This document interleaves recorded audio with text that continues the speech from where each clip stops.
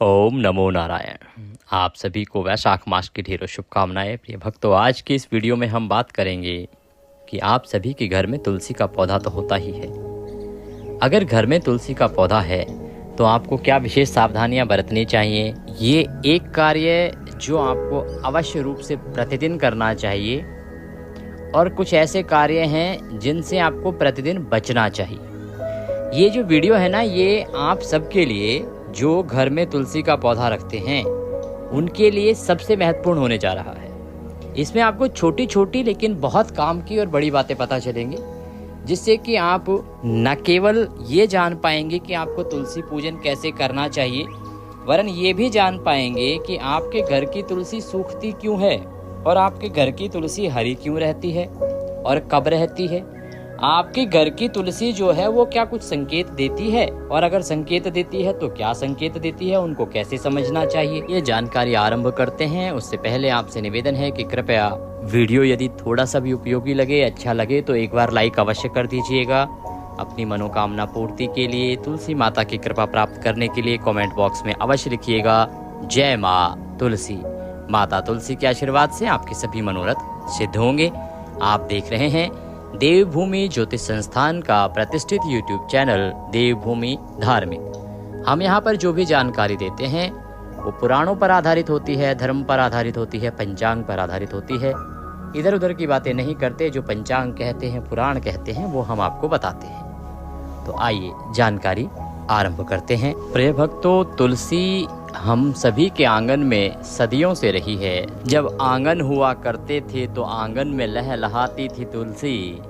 आज जब आंगन की जगह बालकनी और फ्लैट ने ले ली है तो भी बालकनी में लहलहाती है तुलसी। तुलसी माता हमारे सनातन धर्म में सबसे पूजनीय एक पौधे के रूप में है, और इसका कारण ये है कि इसकी महिमा बहुत अधिक है। ये कोई साधारण पौधा नहीं है। यूं तो हमारे सनातन धर्म में देखें तो बहुत सारे दिव्य पौधे हैं, या ये कहें दैवीय पौधे हैं, जिनमें कि देवता वास करते हैं। ऐसे अनेकों पौधे हैं। तुलसी के अतिरिक्त पीपल, जिसमें सभी देवताओं का वास है, ये एक दैवीय पौधा माना जाता है। उसके अतिरिक्त बिल्वपत्र दैवीय पौधा है, आक पर प्रभु की कृपा मानी गई है। और हम यहाँ बात कर रहे हैं केवल तुलसी के पौधे के बारे में। तो तुलसी का जो पौधा आप घर में रखते हैं तो आप प्रतिदिन उसको सींचते हैं, तुलसी जी को सींचते हैं, दिया जलाते हैं, और तुलसी पत्ता जो है, तुलसी दल जो है, उसको भगवान की पूजा में प्रयोग लाते हैं।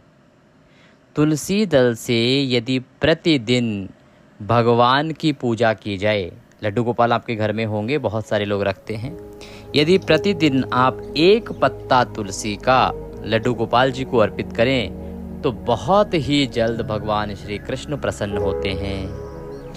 प्रतिदिन जो तुलसी की भक्ति करता है ना, तुलसी माता का पौधा रोपकर तुलसी माता को प्रतिदिन सींचना, प्रतिदिन तिलक करना, माला पहनाना, भोग लगाना, दीपक जलाना, इस प्रकार से जो प्रतिदिन तुलसी माता का विधि विधान से पूजन करने वाला जो मनुष्य है ना, वो कोटि सहस्त्रों युगों तक भगवान श्री कृष्ण का सानिध्य प्राप्त करता है, भगवान श्री कृष्ण के पास निवास करता है, भगवान श्री कृष्ण के यहाँ वह वास करता है, और भगवान श्री कृष्ण का वह सर्वप्रिय होता है। कौन?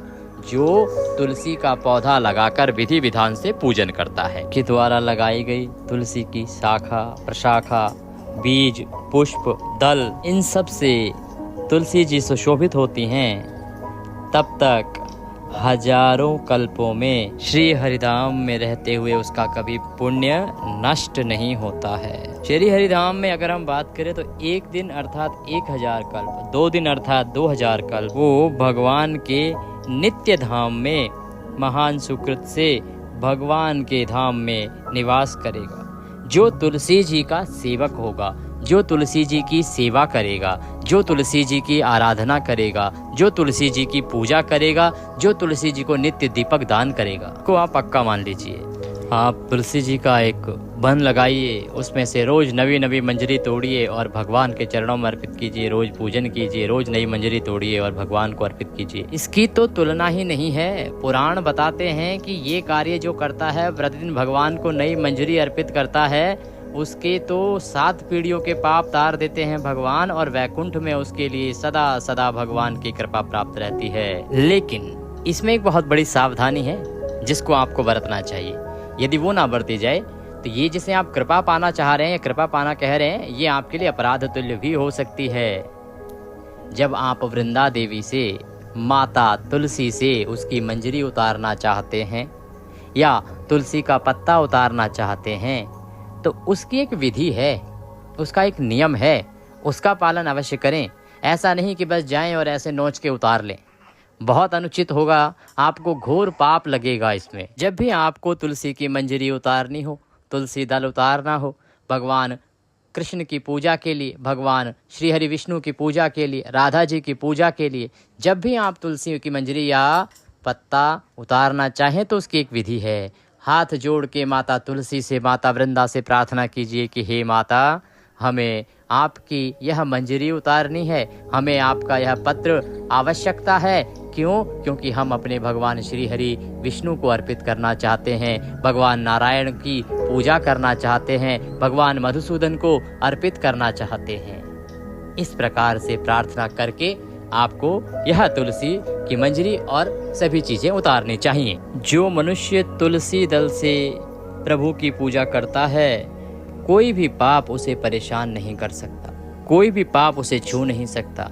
कोई भी पाप यदि पूर्व काल में भी हुआ है तो वह पाप भी उसका कुछ नहीं बिगाड़ सकता। जो तुलसी की मंजरी से और तुलसी के दल से भगवान की पूजा करता है और माता तुलसी की आराधना नित्य करता है, प्रतिदिन करता है। पूजा पाठ में इतना भी ध्यान रखना चाहिए, इतना भी ज्यादा जल ना चढ़ा दें कि माँ पुण्य हो जाए और तुलसी माता वहां से अंतर ध्यान गल ना जाए, इसका भी ध्यान रखना चाहिए। कहीं अधिक सींचने के चक्कर में आप इतना जल दे दें, उसका ध्यान रखिएगा। मान लीजिए तुलसी माता गमले में आपने लगा रखी हैं, तो एक छोटा सा गड़वी, छोटी सी लोटी से आप जल चढ़ा दीजिए। अगर कहीं आपने भर के लोटा चढ़ा दिया तो तुलसी माता तो बस कुछ ही दिनों में अंतर ध्यान हो जाएंगी। तो माता का पूजन करने के लिए बहुत विवेक से काम लीजिएगा। देखिए, ऐसा ना हो कि भारी पुण्य कमाने के चक्कर में भारी जल अर्पित करें और उसका भार उल्टा चढ़ जाए। वहाँ पे यदि पूरा भर के बड़ा लोटा प्रतिदिन चढ़ाओगे तो 2-4 दिन में तुलसी माता पीली होके और अंतर ध्यान हो जाएंगी। इसीलिए बस छोटा सा एक लोटा, एक ये समझ लो कि 50 ग्राम का, 50 ml का या 100 ml का एक लोटा ले लीजिए, छोटा सा, उससे चढ़ाइएगा। क्योंकि अनुकूल जल की आवश्यकता है, अनुकूल जल चढ़ाइए, प्रतिदिन चढ़ाइए। और जो गमला है उसको उठाकर समय समय पर धूप में विराजमान करो, धूप दिखाओ। यही तो सेवा है। तुलसी की सेवा का अभिप्राय क्या है कि जब सर्दी है तो सर्दी से बचाओ, कैसे गर्माश रखी जाए उसके अनुसार जल अर्पित करो।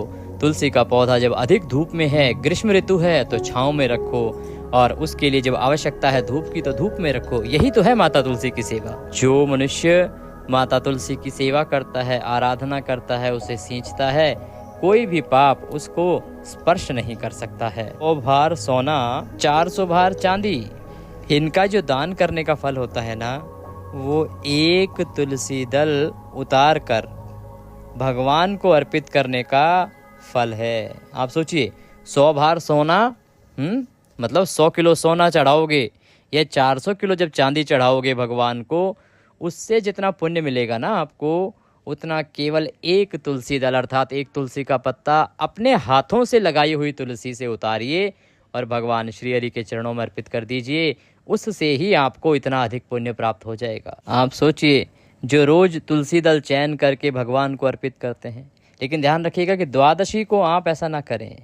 द्वादशी को आप अगर तुलसी दल को तोड़ते हैं, उतारते हैं, तुलसी के वृक्ष को यदि स्पर्श भी करते हैं ना, तो ये बहुत बड़ा अपराध है। कब? द्वादशी को, एकादशी नहीं, द्वादशी को तुलसी को स्पर्श नहीं करना चाहिए। प्रणाम कीजिए, नमस्कार कीजिए, परंतु दूर से कीजिए। एक भी दल टूटना नहीं चाहिए, स्पर्श नहीं करना चाहिए, मंजरी आदि नहीं उतारना चाहिए द्वादशी के दिन। आप जानते हैं कि यदि आपने द्वादशी के दिन तुलसी से पौधा उतारा, मंजरी उतारी, तो वो ब्रह्म हत्या के समान पाप लगता है आपको। ये समझिए कि ब्रह्म हत्या से जितना पाप चढ़ेगा उतना आपको द्वादशी के दिन तुलसी के पौधे से पत्ता उतारने से होगा। अब जिसके घर में तुलसी का जो बगीचा होगा या बहुत सारे पौधे होंगे, तो ये मान लीजिए कि उसका जो घर है ना, वो अपने आप में तीर्थ बन गया है। और बहुत सारे पौधे लगे हों किसी के घर में तुलसी माता के, तो वो स्थान ही तीर्थ के समान है। उस मनुष्य को तो कहीं और जाने की आवश्यकता ही नहीं है, किसी तीर्थ पर जाने की आवश्यकता ही नहीं है। आप ये मान लीजिए कि जिसके घर में तुलसी इतनी सारी लगी हो, तो उस घर में तो यमराज भी नहीं झांकते हैं। और ये सत्य बात बता रहे हैं हम आपको, पुराणों की बात बता रहे हैं, ऐसा नहीं है कि हम ऐसे ही कुछ बोल रहे हैं। यमराज भी उस घर में प्रवेश नहीं करते जिस घर में बहुत सारे तुलसी के पौधे लगे होते हैं। पहले के समय में आंगन होते थे, आंगन में एक बहुत बड़ा तुलसी का पौधा होता था, और फिर उसमें शालिग्राम जी, नर्मदेश्वर, ये सभी होते थे। घर का सभी जो सदस्य हैं वो जल चढ़ाते थे। धीरे धीरे पद्धतियाँ बदल रही हैं, परंतु तुलसी की जो महिमा है ना साहब, वो कभी कम नहीं होगी, इसका ध्यान रखिएगा। अब क्योंकि फ्लैट्स आ गए हैं, सभी के यहाँ पे बालकनी तो होती है। अब अंदर तो आप तुलसी रख नहीं सकते क्योंकि घर सबके बंद हो गए हैं। तो उस अवस्था में एक अच्छा सा स्टैंड लगवा लीजिए आप। आपके यहाँ बालकनी है या जिसे कहते हैं छज्जा होगा, वहाँ पे अच्छा सा स्टैंड लगवाइए। वहाँ प्रेम पूर्वक माता तुलसी के गमले जितने हो सके उतने रखिएगा। इतना तो हम आप कर ही सकते हैं। तुलसी जी को लगाना, तुलसी जी का पालन करना, तुलसी जी का दर्शन करना, तुलसी जी का स्पर्श करना, तुलसी जी का सिंचन करना, ये मनुष्य के द्वारा मन, वाणी और किसी भी प्रकार से यदि पाप हो गए हैं तो उन सब को समाप्त कर देता है। मनुष्य ने कितने भी घोर पाप क्यों ना किए हों, वो सभी पाप केवल इन कार्यों से नष्ट हो जाते हैं यदि आप घर में तुलसी का पौधा लगाते हैं, सींचते हैं, प्रतिदिन दर्शन करते हैं, आराधना करते हैं, दिया जलाते हैं, जल देते हैं। आह, बहुत अद्भुत, बहुत अद्भुत महिमा है साहब। ऐसा मनुष्य यदि 7 जन्मों में भी कोई पाप कर चुका है तो वो सारे जो पाप है ना वो धुल जाते हैं। मान लीजिए आप पुष्कर जी जाते हैं, पुष्कर जी के अतिरिक्त आप किसी अन्य तीर्थ पे जाते हैं, गंगा जी स्नान के लिए जाते हैं, जमुना जी स्नान के लिए जाते हैं, किसी अन्य पवित्र नदी में स्नान के लिए जाते हैं, कावेरी गोदावरी में स्नान के लिए जाते हैं, किसी अन्य तीर्थ स्थल पर जाते हैं। इन सब स्थानों पर जाने से, दर्शन करने से, स्नान करने से जो पुण्य प्राप्त होता है, आप घर में केवल एक तुलसी का पौधा लगा लीजिए, उससे ही उतना पुण्य प्राप्त हो जाएगा। कितनी बड़ी बात है ये। हाँ, जो तुलसी जी की नवी जो मंजरी होती है, नई मंजरी प्रभु के चरणों में अर्पित करके प्रणाम करता है, ऐसा व्यक्ति चाहे कितना बड़ा अपराधी क्यों ना हो, चाहे जीवन में उसने कितने ही अपराध क्यों ना किए हों, वह कभी यमपुरी नहीं देखेगा। यमराज उसको छू भी नहीं सकते, उसे भगवान का परम धाम ही प्राप्त होगा। जो मनुष्य तुलसी काष्ठ का घिसा हुआ चंदन लगाता है ना, उसके सारे संचित पाप भस्म हो जाते हैं। और जो वर्तमान है ना, वर्तमान, वह वर्तमान में ही राजा बन जाता है। उसके सभी संकट ऐसे हवा में उड़ जाते हैं। इतनी अधिक महिमा है तुलसी के चंदन की। जिसके घर में तुलसी की छाया होती है, वहाँ उसके सभी पितरों का कल्याण अपने आप ही हो जाता है। घर में यदि आप तुलसी लगाते हैं, तुलसी की जो छाया है, बड़ा वृक्ष लगा रखा है, तो उससे आपके पितरों को तृप्ति मिलती है। आपके जो पित्र हैं वो तृप्त हो जाते हैं, और पितृ तृप्त तो आप तृप्त समझिए, आपके सारे संकट दूर। क्योंकि पितृ ही तो वो हैं जो आपके सुख दुख के कारक हैं। देवताओं से अधिक बड़ा कारक पितृ को माना गया है। और पितृ यदि तृप्त हो जाएंगे मात्र तुलसी के छांव में आके, तो इससे बड़ा क्या कल्याणकारी हो सकता है।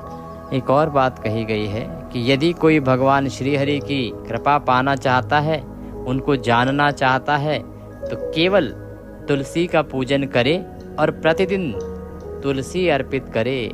चतुर्भुज ब्रह्मदेव स्वयं कहते हैं, जो स्त्री या पुरुष तुलसी जी के काष्ठ के छोटे छोटे मनके बनाकर धारण करता है, छोटे छोटे मनके बनते हैं ना तुलसी जी की काष्ठ के, तो जो स्त्री या पुरुष तुलसी जी की काष्ठ के छोटे छोटे मनके बनाकर धारण करता है, भगवान श्री कृष्ण उसके बस में हो जाते हैं। ये समझिए कि भगवान श्री कृष्ण वही करेंगे जो वह व्यक्ति चाहेगा। ये महिमा है तुलसी जी की। परम सुहाग श्री कृष्ण मिल जाते हैं। और क्या उपलब्धि की आवश्यकता है साहब हमें, जब स्वयं भगवान मिल रहे हैं।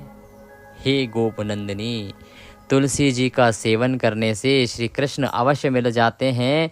जो तुलसी की माला से नाम जपता है ना, उससे आध्यात्मिक सिद्धि बहुत जल्दी हो जाती है। आध्यात्मिक सिद्धि समझ रहे हैं आप? देखिए, गिनती के लिए 108 की जो माला है वो तो सभी प्रयोग करते हैं, लेकिन तुलसी जी के काष्ठ से जो बनी हुई माला है, यदि कोई उससे सिद्धि करता है तो भगवान की वह सिद्धि उसे शीघ्रता से प्राप्त होती है। आप जो माला जपते हैं ना, जब माला जपते हैं अंगूठे से सभी जो एक एक मनके को आप रगड़ते हैं ना, उस रगड़ से एक ऊर्जा उत्पन्न होती है। वह विशेष ऊर्जा शक्ति जो है वो आपको जागृत करती है, आपके अंदर एक अलग ऊर्जा का संचार करती है। इसीलिए यदि संभव हो तो तुलसी की जो माला है ना, उससे जाप कीजिए। अब देखिए, ऐसा नहीं है कि आप जो लोग प्लास्टिक की माला प्रयोग करते हैं उसको बंद कर दें, क्योंकि भगवान का नाम है, जप रहे हैं, वो बड़ी बात है। कहीं माला के चक्कर में ये भी बंद हो गया तो क्या फ़ायदा। इसीलिए नाम जप तो कीजिए, यदि संभव हो सके तो तुलसी की माला से कीजिए।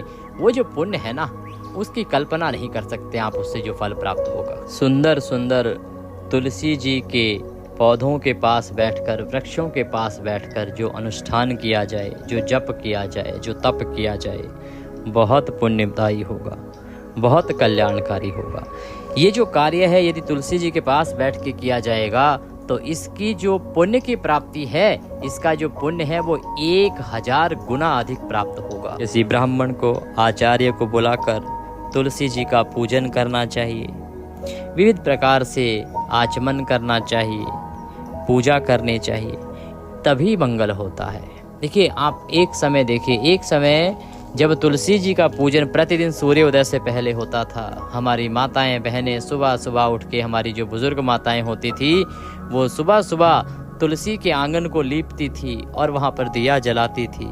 इस प्रकार से बड़ी शुद्धि के साथ, पवित्रता के साथ माता तुलसी का पूजन किया जाता था। सभी घरों में देव मूर्तियाँ विराजमान रहती थी, उनका पूजन किया जाता था बड़ी शुद्धि के साथ, बहुत ही शांति के साथ, प्रेम के साथ, पवित्रता के साथ। उस समय तो गायें भी सभी के घरों में होती थी। तो वो जो समय था, उस समय की जो पवित्रता थी, उसमें से जो भी हम ले सके ना, वो हमें अवश्य ही लेना चाहिए। तो अब तुलसी दल को रखने के लिए या तुलसी का पौधा लगाने के लिए तो बहुत छोटा सा स्थान चाहिए। ये माना कि आज आंगन छोटे हो गए हैं, ये माना कि आज शहरों में स्थान बड़े महंगे हो गए हैं, तो अपनी बालकनी में या किसी भी जगह पर एक छोटा सा तुलसी का पौधा तो आप लगा ही सकते हैं। अब ऐसे में बहुत से लोग हैं जो ये नहीं समझ पाते कि किसको तुलसी अर्पित करनी है, किसको तुलसी अर्पित नहीं करनी है। इसका हमें अवश्य ही ध्यान रखना चाहिए, क्योंकि तुलसी जो है वो सबको अर्पित नहीं की जाती है। तुलसी की महिमा अधिक है, तुलसी का पुण्य अधिक है, लेकिन तुलसी के कुछ कार्य ऐसे हैं जिनको यदि आपने किया तो निश्चित रूप से आपके लिए बर्बादी का कारण बन सकता है, आपके लिए हानिकारक हो सकता है। आपके परिवार में कोई हानि हो सकती है, आर्थिक हानि हो सकती है, कारोबार में हानि हो सकती है, मानसिक हानि हो सकती है। तो तुलसी जब भी आप अर्पित करें, इसका ध्यान रखें कि किसको अर्पित करनी है और किसको अर्पित नहीं करनी है। सबसे जो मुख्य बात है वो ये कि तुलसी, सबसे बड़ा जो दोष है वो भगवान गणेश को अर्पित करने का है। भगवान गणेश क्योंकि प्रथम पूज्य हैं और वहाँ गलती हमसे हो जाती है। भगवान गणेश को कभी भी भूल के भी तुलसी दल अर्पित ना करें। भगवान का भोग यदि आप लगा रहे हैं तो उसमें तुलसी दल ना रखें। एक ध्यान रखें, कई बार क्या करते हैं, हम भगवान गणेश को भोग लगा रहे होते हैं, हमारी आदत होती है सभी भोग में तुलसी डाल देने की, और हम गणेश जी के भोग में भी तुलसी डाल देते हैं। वो अपराध तुल्य है। अगर आपने कभी ऐसा कर लिया है तो आपको अवश्य ही इसे सुधारना चाहिए। भगवान गणेश को तुलसी अर्पित करना, चाहे भोग में अर्पित करें चाहे वैसे चढ़ाएं, बहुत ही बड़े पाप के रूप में देखा जाता है। तुलसी दल और किसको चढ़ा सकते हैं?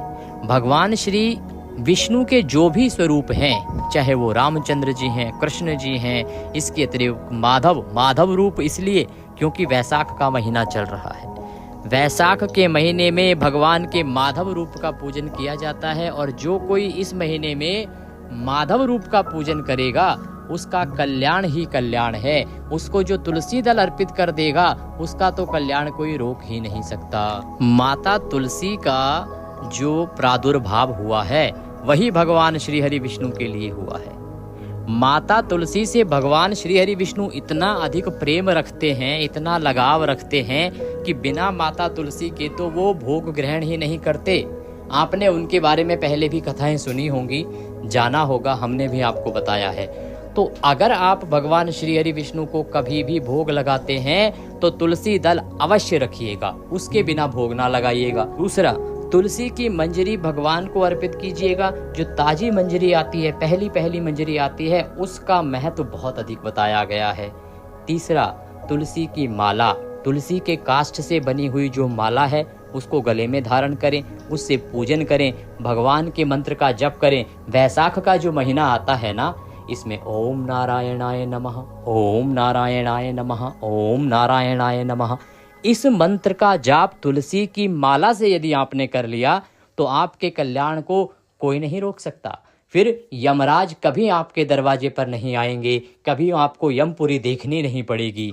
तो जितनी जल्दी हो सके आप वैशाख के महीने में ओम नारायणाय नमः मंत्र का जाप तुलसी काष्ठ से बनी हुई माला से आरंभ कीजिए। आपको कोई रोग घेर के बैठे हैं, किसी प्रकार की बीमारी ने घेर रखा है, ये मंत्र और ये माता तुलसी की काष्ठ की बनी हुई माला दोनों आपके लिए बहुत बड़ा उपाय है।